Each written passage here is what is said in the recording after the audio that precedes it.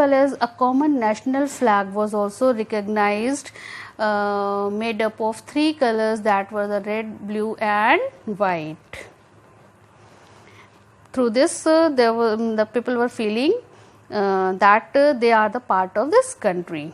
So these were some changes which or the impacts which we can see on the lives of the common man. And now the common man were considered, means there was no privileges, all were considered equal. And children, in this slide we will learn about the Napoleon, the rise of Napoleon and his reforms.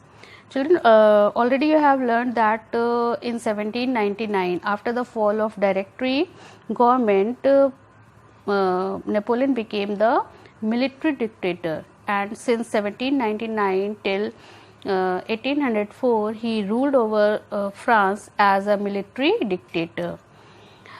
In year 1804 he crowned himself as an emperor, and he was engaged in number of wars with the neighboring countries, as he had the dream to extend the boundaries of the France and to make the France one of the powerful kingdom.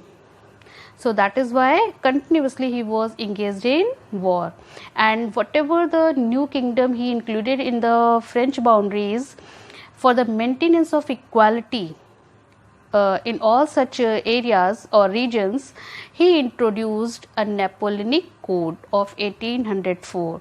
This Napoleonic Code of 1804 is also known as the Civil Code of 1804, and through this code, means he made some changes for the maintenance of uniform system of administration. So what changes he made? Protection of private property. Yes, he provided the protection to the people, those who were interested to keep the private property. Secondly, he made uniform system of weight and measures provided by decimal system. Yes, he made the uniform system of weight and measures, means everywhere the unit of the weight was decided and decided, and that means was fixed, and that was applied across the France, throughout the France. Next one was improvement in transport and communication system. Earlier, the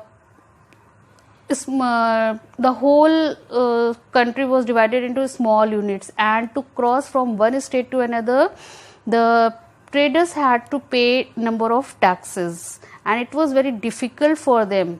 So for that purpose, he removed all the barriers for the smooth exchange of transport and communication functioning.